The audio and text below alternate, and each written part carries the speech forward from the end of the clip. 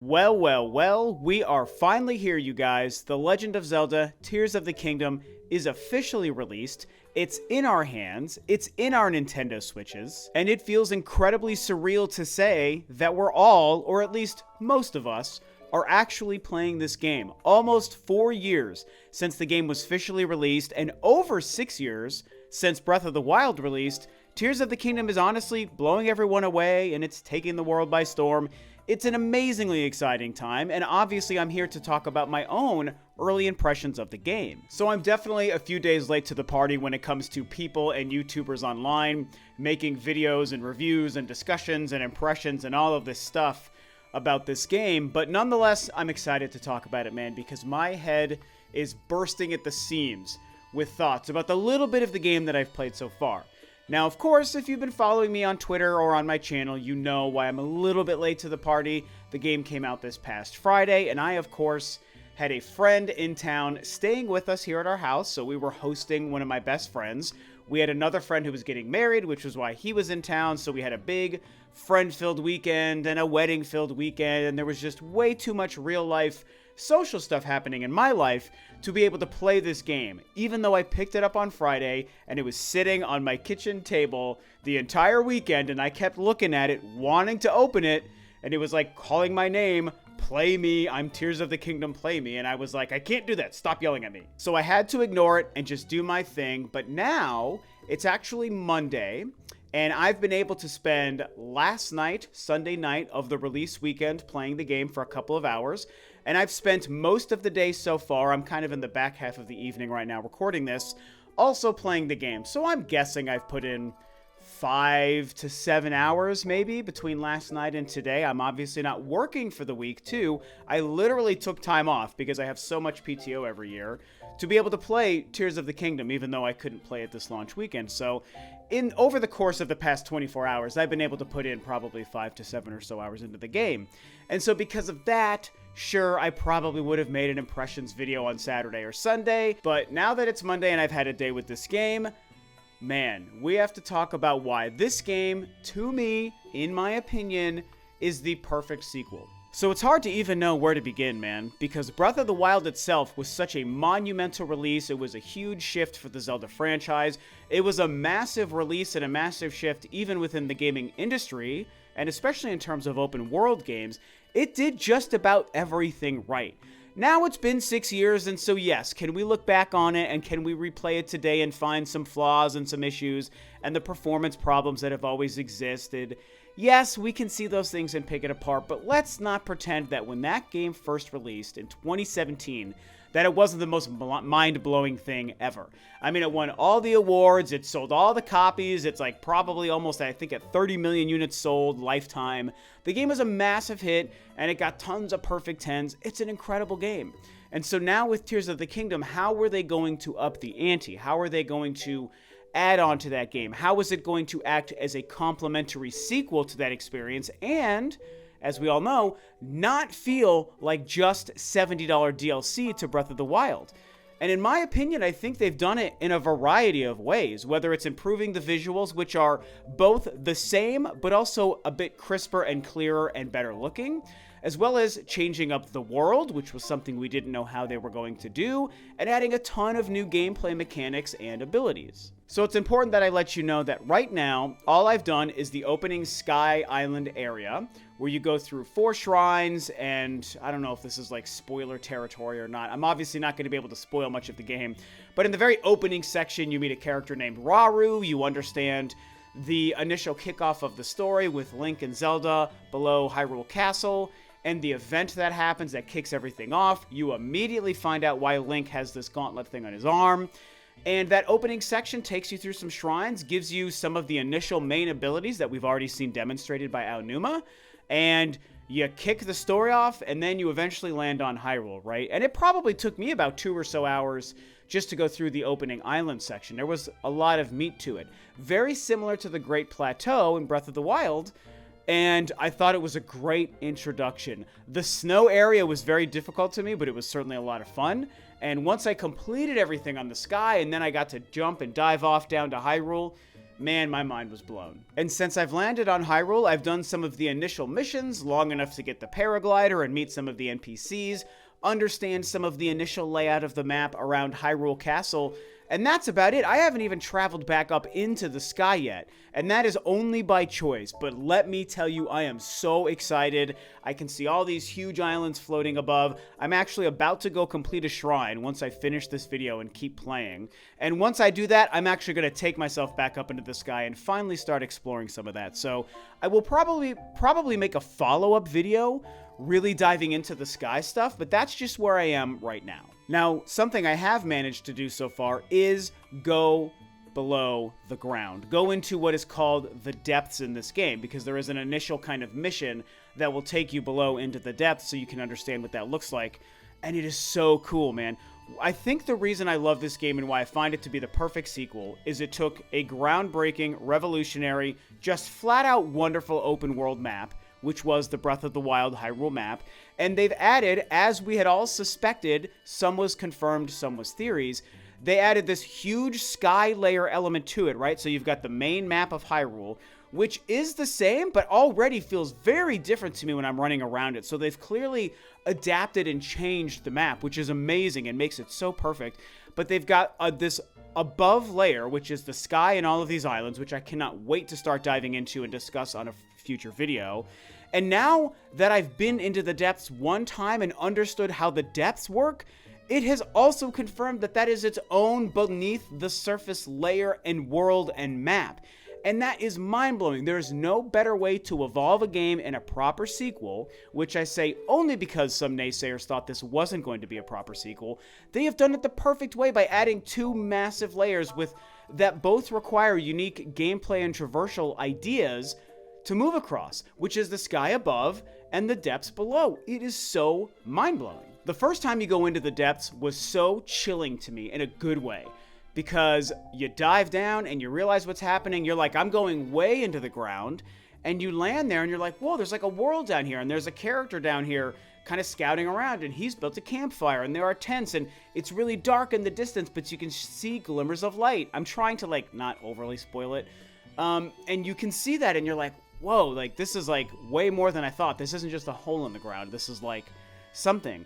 And then there are ways to activate huge light points that themselves become warp points. And you realize, the game shows you this too, you're opening up a whole new map underneath the ground. So just like Hyrule is a map that you activate towers in both games and you reveal more of the map, and you activate shrines which give you warp points around the world, just like in Breath of the Wild. Obviously, we know the sky is very much the same, with a whole map floating above, and you're unlocking shrines and warp points, and you got a unique map. The ground is the same freaking thing. So like I said, there are basically three worlds, if you were to break them down to what Tears of the Kingdom is doing. Hyrule, sky, the depths. And when I realized what the depths were, on top of already knowing there's a huge sky to explore, you guys, I got goosebumps, man. And this happened again. This is like, what, the first 5 hours of the game? I've put in so little time by comparison. Right now, I got chills. I think they have really created three such unique, varied environments. And it still feels quintessentially Zelda, the way you're running across NPCs. A lot more NPCs in this game than I anticipated. And so far, way more than in Breath of the Wild. I feel like in 5 hours, I've run into just as many NPCs as I saw in the entirety of Breath of the Wild. And again, it's been one section of the map, one section of the sky, and one section of the depth. And I feel like I've run into that many characters. It's probably not true, but it just feels that way, which goes to show how dense this game and this world map is in terms of content. So far, I haven't run into any of the dungeons that we know that are out there, and that we know the developers confirmed, like the day before the game came out, that there are environmentally themed dungeons, and I've heard conflicting things from folks, nothing that really spoiled anything, but I've heard conflicting things from folks on if they're cool or if they're not cool, if they're really in-depth and complicated and fun, or if they're kind of boring and bland. I've heard a little bit of both, but definitely more on the side of positive. Considering that I now understand that there are, this game's version of traditional shrines already in the game, I'm completely okay with whatever they are. If we have a bunch of shrines spread across Hyrule, the sky, and maybe the depths, I don't know if there's going to be any shrines in the depths yet, but there's at least shrines on Hyrule and in the sky. So we've got shrines in some capacity. I have not myself looked up how many shrines exist, so I don't know what the count is, but those plus a handful of environmentally themed larger dungeons, I mean, to me, that's totally fine, and I am very excited to see what they are, specifically because they're going to be unique to the environments. So again, over the course of the next week or two, I do plan on finding time to make some update videos talking about some of these things more in depth. I'll eventually have to break down the story and the introduction of the Zonai and all of the stuff happening there, and with Zelda, and with Link and his arm, and a lot of story coming from the NPCs. I love that stuff so far. And yes, I'm going to talk about the shrines and more than anything, the sky, because as I've been saying for months leading up to the release of this game, for me, it's all about the sky. That's what I was waiting for, and I think that's why I've been putting it off, traveling back up into the sky, because I'm so excited. But I've been on Hyrule for like probably 2 or 3 hours now, and I've got all these falling rocks that I know I can hop on, and I can reverse course and go back up into the sky, and I just need to start seeing what that stuff is like. So if you can't tell, I'm almost all over the place in this discussion because I'm just giddy with how incredible this game is so far. Look, man, I'm a fan of all franchises out there, all platforms. I love my Nintendo stuff. I love my PlayStation stuff. I like my Xbox Series X, but as I discussed recently, there's been a while since there's been a game to play, but I own one and I'm waiting and ready for games. Starfield's going to be incredible. I can't wait to play Starfield. So I love all platforms, and I like most of the exclusive franchises out there. I'm not just a Nintendo guy. But if I'm being real, and you guys know this, I am mostly a Nintendo guy. And over the past probably year or two, I've been kind of struggling with my own personal connection to gaming, right? You know, I'm in my early 40s, I've been gaming my whole life, and I love it, and I've always loved it, and I still do, but my relationship with gaming is starting to change, I've noticed, again, over the course of maybe the past almost 2 years. And up to the release of Tears of the Kingdom, while there was the incredible re-release of Metroid Prime Remastered, which will go down as the best gaming moment for me this year, even more than Zelda, Resident Evil 4 Remake, incredible, fantastic, Star Wars Jedi Survivor, I just completed that, absolutely amazing. But I still haven't felt the same connection. I mean, Metroid had me giddy. But that's a cheat because it's a re-release of a game I already know anyway, my favorite game of all time. So outside of Metroid, all these other things happening, even Fire Emblem Engage, which I loved in January, nothing has really ignited that kind of giddy, wondrous kind of excitement that has kept me connected to gaming as a hobby my entire life. But now with Zelda coming out, and it's funny because Breath of the Wild, by the way, did the same thing in 2017, this game, this franchise, Zelda and Metroid are the franchises that do that to me anyway. It's just the kind of fan that I am for those franchises. But Tears of the Kingdom specifically, it's got a magic to it, man. It's got that Nintendo firing on all cylinders kind of development and love and passion behind it. And the execution is so fantastic, and the final product shows that love and passion that the company and the developers behind it have, and it's just so wondrous and it's fun. It's so freaking fun in the most pure sense of that 3-letter word, right? A lot of things are fun. It's fun to see a movie. It's fun to ride a roller coaster. It's fun to see your family and your friends or whatever. And like, that's all true, but like, there's almost like a deeper level to the idea of fun, right? This sounds so corny, but I think that there is, and I think we all find different things in our lives that kind of give us that. And there are things like that for me that are not in the gaming world, like, you know, playing music, playing my drums, being on stage, recording music. There's definitely that. In the gaming world, it's very specific, and as I'm getting older, it is harder and harder to find that special level of fun. Like I said, Metroid Prime Remastered, yeah, I had that level of fun, but it's an older game. Tears of the Kingdom is the first new game since Metroid Dread, which was 2 years ago, and before that, it would have been Breath of the Wild in 2017. So these scant experiences, by coincidence alone, they're usually Nintendo games, they reignite that giddy, childlike sense of wonder and fun within me. God, again, this sounds so corny, but I'm being honest, like, this is how I feel. And Tears of the Kingdom, again, it's Nintendo on all cylinders, man. They work magic when they really put their all into it. And I like their other games. I like Splatoon a lot. I like Kirby. I like Xenoblade. I like these games. I love these games. I love Fire Emblem. I play them all. But only Metroid and Zelda do that for me.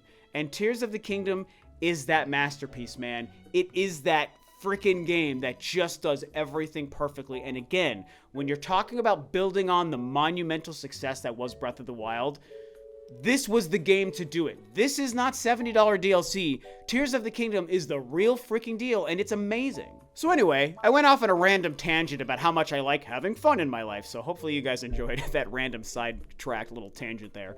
But to kind of get more into the point of the actual game itself and also kind of wrap the video up, I'm definitely loving the new abilities, right? The Ascend ability, I hope you can level it up and do more with it. Maybe you guys know if you can, if you've like beaten the game already. But for what it is and how I've used it so far, it's fantastic. The Fuse ability is one I'm still adjusting to. I like it in concept and theory. There are some elements to it that I don't know how to describe it. I don't want to say I dislike it because I do like it. And as I'm allowing myself to commit more and more to trying things and reminding myself that I have the Fuse ability, I'm liking it more and I'm adapting to it. So early on, I'm struggling with the fact that I'm not just picking up weapons and using regular weapons. And all of the weapons I have are really weak. Fusing some weapons together, it's like cool, but they end up looking kind of goofy and dumb, and they'll be so big that they clip through the game world. You know, just weird things like that that are far from like an experience ruining thing, but like it's just part of my adaptation to this mechanic, right? It is cool in theory, and I have used it to great effect a few times, and so I'm adjusting to it. I like what it is. I like the physics behind the Fuse stuff. Ultra Hand is amazing, though. It is the biggest game changer, way more than Fuse, at least for me in my early hours. Maybe this changes down the road. But in the early hours, Ultra Hand is the game changer, and especially showcased by the shrines. I've done maybe 7 or 8 shrines so far, and again, in my early hours, this might change, but what I've done so far, the shrines in the beginning of the game seem to really rely on Ultra Hand for the majority of your puzzle solving, and it is glorious. It is so much fun. It really twists your brain in different ways. I'm still learning how to think like a guy who has Ultra Hand, because some puzzles that really aren't that complicated are feeling complicated to me early on because I still haven't completely turned on the part of my brain that thinks like somebody with Ultra Hand. And so how you have to use it to solve puzzles is tricky, but it's a lot of fun and so rewarding when you actually realize what you're supposed to do, and it makes you continually think more and more in a different way, the way this game wants you to think. You don't start the game thinking like somebody using Ultra Hand. You have to really, or at least for me, I've been having to slowly adapt my brain and my playstyle to thinking like somebody with this ability. And again, I think Fuse will probably become the same thing the more and more I play through it. And so for now, I think that's the most of what I have to say. Like I said, 5 to 7 hours in, I don't really know the amount of time. 5 hours is the minimum. It could be even as high as 8 or 9 hours at this point. Because again, I haven't been working today. So I've put a lot of time into this game so far. Only 24 hours since I first turned it on. And it's amazing. It's hard to follow up a game like Breath of the Wild and what it did, and I know that they did this. This is not just DLC. Is it similar? Is it the same coat of paint, only better? Yes, but everything that they've added, the sheer amount of content, the addition of the sky and the depths below, and the Fuse and the Ultra Hand ability, not to mention that Hyrule feels different, the NPCs are different, the story is different, the characters, the missions, what's happening with Hyrule Castle, all so different, that this is what a sequel is supposed to be. That's meant to be the point in the thesis statement of this video anyway. It's a perfect sequel because of how it builds on and evolves from the past game, right? This doesn't feel like incomplete ideas that they just completed and released. That's what DLC is. This is an evolution and a continuing story and a continuing gameplay style from the prior game. That's how all sequels work. When you play Halo 1 and then Halo 2, Halo 2 is an actual sequel. It doesn't feel like DLC, right? Because it's just evolving the same graphic style and the same gameplay style, but making it slightly better and changing the missions and all these things, just like Tears of the Kingdom, right? So I think it's the perfect sequel. 7 hours in. Again, is this going to change down the road? Maybe, maybe not. But I feel like it's only going to get better as I go. So I'm going to wrap this up. It's time for me to shoot up into the sky and see what the hell is going on up there. I can't wait. And so, yeah, I'll touch base with you guys again in another couple days. So I'll see you at that time.